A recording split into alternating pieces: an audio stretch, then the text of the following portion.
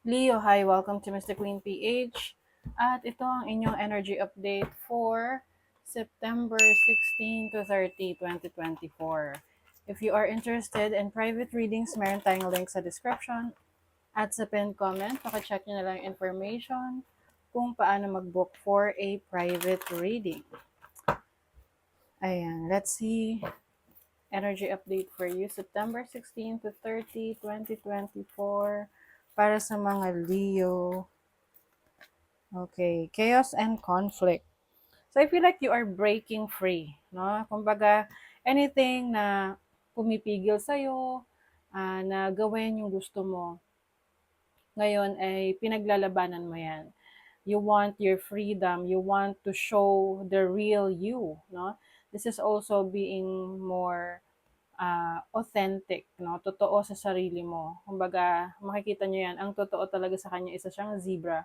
Pero on the outside, it shows na para siyang giraffe, no? Pero it doesn't make sense kasi hindi naman siya figure ng isang giraffe, 'di ba?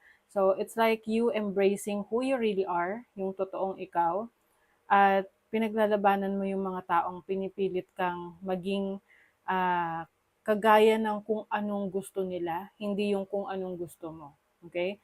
So just take whatever resonates, but it's like a transition, no? Or transformation na magaganap sa inyo. Let's see what else. You have the fates. Wow. So the fates is about like your destiny, kung ano yung life's purpose mo. So I feel like for some of you, you're undergoing spiritual awakening, or nagiging aware ka sa sarili mo na marami kang mga questions, marami kang mga gustong masagot sa tanong mo about yourself, about what you really want, about your path. No? So you're being led to your path. Yung talagang landas na kung saan ikaw ay magiging masaya at masasabi mo na yun yung iyong destiny. Okay? Mending. Wow. So this is about forgiveness, healing. So you are healing from your past, healing dun sa mga taong nakagawa ng mali sa'yo or mga taong nasaktan ka. Ito yung mga taong pilit kang nilalagay sa isang sitwasyon na ayaw mo naman talaga. I feel like you are letting go of that. You are freeing yourself doon sa limitations na yon. And part of that healing is yung pagmamahal mo sa sarili mo. Mas minamahal mo yung sarili mo ngayon.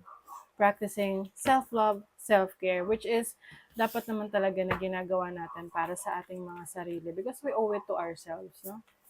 And then your overall energy is the Two of Swords. So, maaring meron kang decision making ngayong second half ng September. This can be, yung path or landas na tatahakin mo. Pwedeng meron kang dalawang pagpipilian, whether you stay or you go or left or right, 'di ba? So, I think you know what to do. Alam mo kung saan ka mas mapapabuti dahil nagkakaroon ka ng paninindigan sa iyong sarili. Let's see your challenge. Ano yung possible challenge? You have the King of Cups. So, this is energy ng water sign. So, pwedeng iba sa inyo, magkaroon ng challenging situation with a water sign. Kahit anong relationship niya dito, no? Can be a father, mother, or romantic partner, or a friend. I also see someone here na hindi niya na-express yung totoo niyang nararamdaman. So, pwedeng ikaw to, or person that you're dealing with. So, yun yung challenge kung paano mo mas ma-express yung totoong nararamdaman mo. Kasi minsan, sinasarili natin or kinikip natin sa sarili natin hanggang sa maipon.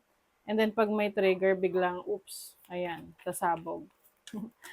Okay? So, your opportunity, the magician, wow. So, Leo, you are discovering more about yourself. Marami ka natutuklasan sa sarili mong kakayanan. You are evolving. You are stepping into your own power. Okay?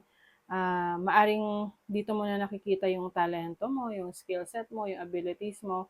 That's why mas nagpapakatotoo ka na sa sarili mo kasi yung iba puwedeng gusto niyo lang i-please yung ibang tao or minsan gano'n, na we are performing kasi gusto natin i-please ang isang tao na malapit sa atin. Like for example, nung nag-aaral ka sa school, you are really performing sa school kasi gusto mo ma-appreciate ka ng parents mo, which is somehow good, 'di ba? But may mga pagkakataon rin na kinakalimutan mo yung sarili mo para lang ma-please mo yung iba and yun na yung downside nun na I think ngayon, pinaninindigan mo na yung sarili mo, you are standing your ground, pinaglalaban mo na kung ano yung gusto mo.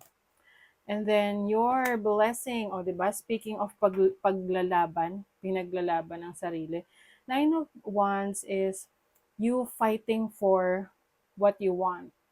Regardless kung mahirapan ka, regardless kung medyo challenging 'to, pero in the end you remain standing, 'di ba? In the end ikaw ang, mananalo kasi talagang, ah, pinanindigan mo. Mm. Okay, money, career, finances for you, Leo. Wow, the Chariot. So may victory for you. You are moving forward. O 'di ba ito yung sinasabi ko sa inyong ano, maaaring isa sa major decision making ninyo, may kinalaman sa trabaho, sa business, sa career path ninyo and now things are clear. Alam niyo na, oh, 'di ba? Moving on. Yung iba sa inyo paglipat ng trabaho, paglipat ng place kung saan kayo nakatira para mas maasikaso niyo yung trabaho niyo, business niyo or career niyo. And then, wow, you have the strength card. Yes, meron kang sapat na lakas, sapat na lakas ng pangangatawan, lakas ng loob na ipagpatuloy kung ano yung mga gusto mong marating for your career, for your business, for your finances.